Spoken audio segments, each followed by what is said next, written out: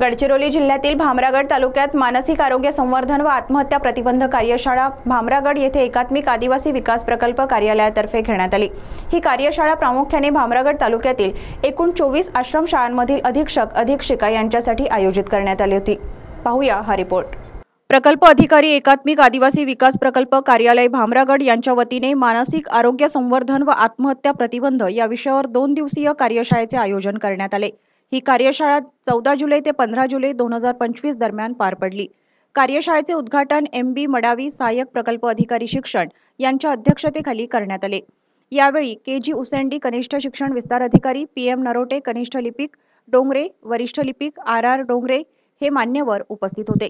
ही कार्यशाळा प्रामुख्याने भामरागड तालुक्यातील एकूण 24 आश्रमशाळांमधील अधीक्षक अधीक्षिका यांच्यासाठी आयोजित करण्यात आली होती। यामध्ये 8 शासकीय आणि 16 अनुदानित आश्रमशाळांचा समावेश होता। 2 दिवसांच्या या प्रशिक्षणात मानसिक आरोग्याच्या महत्त्वावर, आत्महत्या प्रतिबंधाच्या उपाययोजनांवर तसेच विद्यार्थ्यांशी संवाद व समुपदेशनाच्या कौशल्यांवर सखोल मार्गदर्शन करण्यात आले। कार्यशाळेचे मास्टर ट्रेनर म्हणून SS आमनेरकर यांनी प्रशिक्षणार्थींना मार्गदर्शन केले। प्रशिक्षणादरम्यान निवास आणि भोजनाची व्यवस्था प्रकल्प कार्यालयात करण्यात आली होती।